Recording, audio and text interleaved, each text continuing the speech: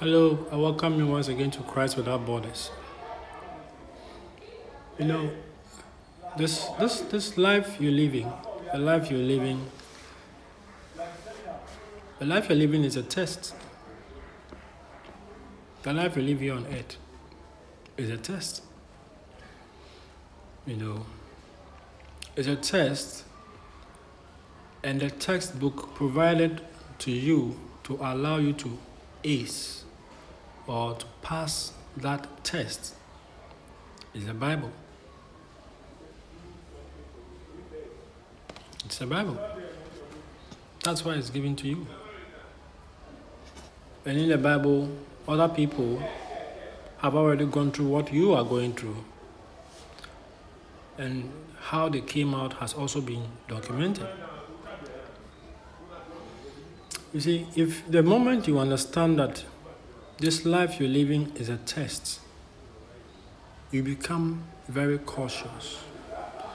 You become very intentional in whatever you do.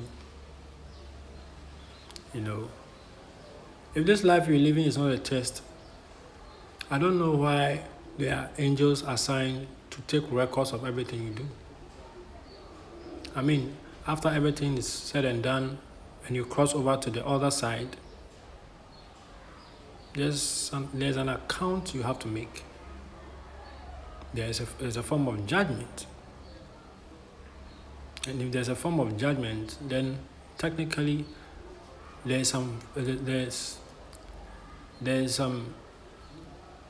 evidence gathering, some form of evidence that proves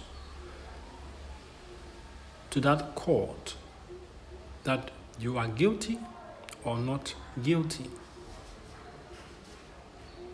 This life is a test. You see, a lot of people will think that we will make a lot of good decisions. I'm telling you. The earth will become a very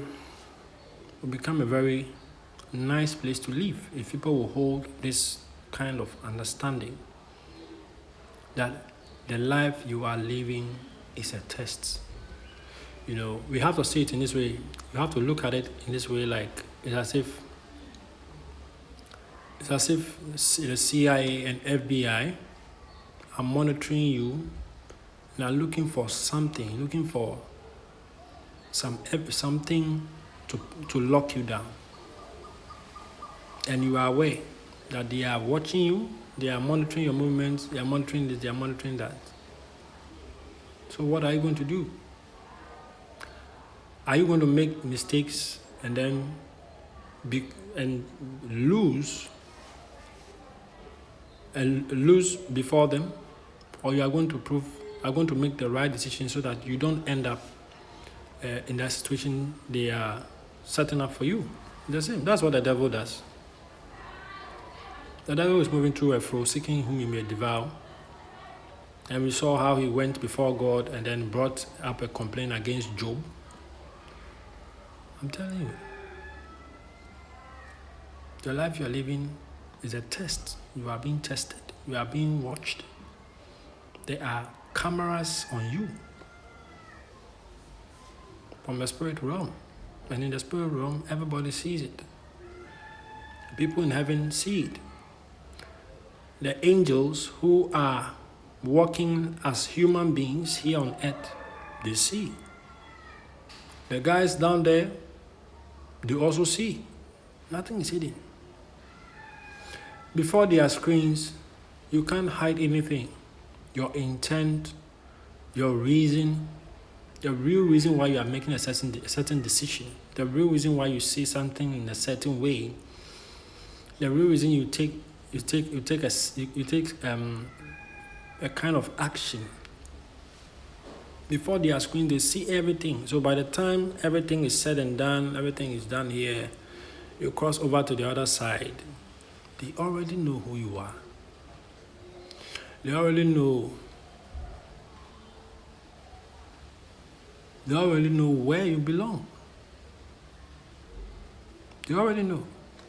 Because what? They have had time and time again. They've watched you over and over and over. They have watched you in so many different scenarios, settings, and they watched you when you had money, when you could help someone. They watched you when you didn't have money, and you've seen everything. So by the time you cross over to the other side, you already know where you belong. They have watched you and they see. Do you even make an attempt to do the right thing? Do you even make an attempt?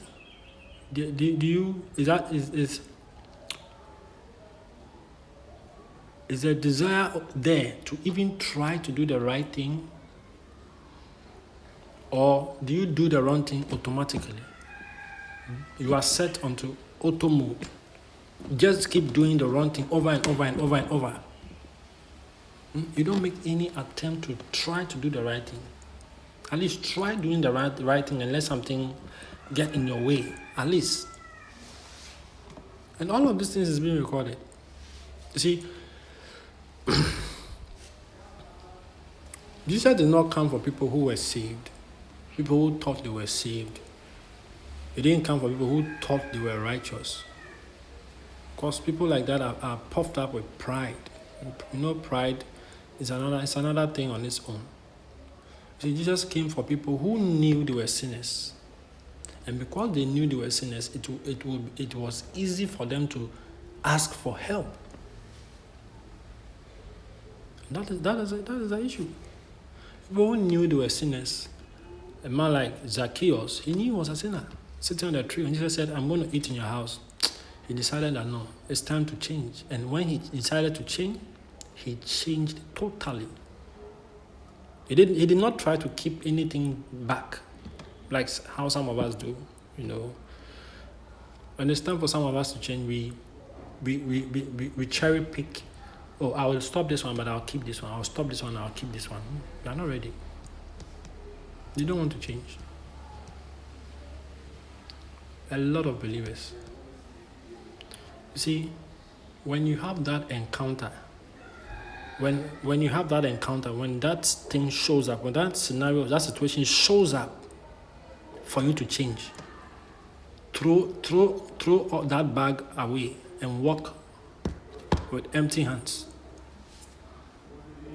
You see, don't open it and try to select some things out of it. That's what a lot of believers do.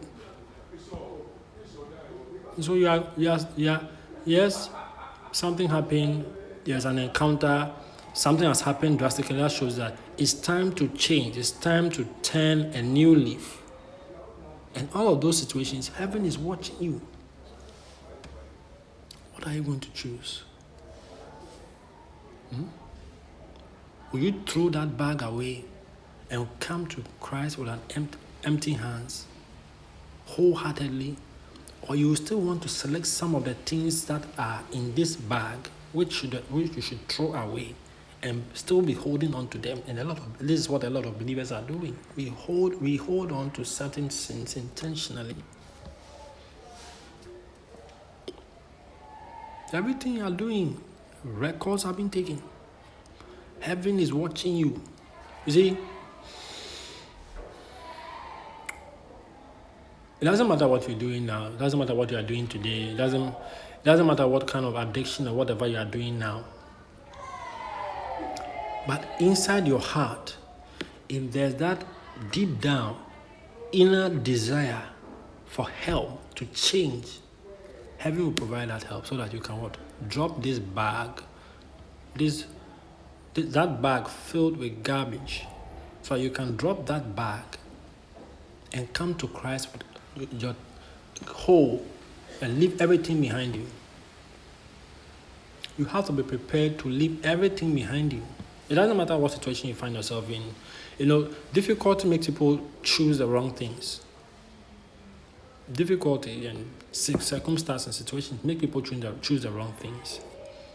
But even in that, heaven is still watching for people who are in a tight corner. You're in a tight corner, there's no way around. But even in that tight corner, there's a desire, there's a will, there's a burning desire to do what is right. And that is when heaven provides grace and help.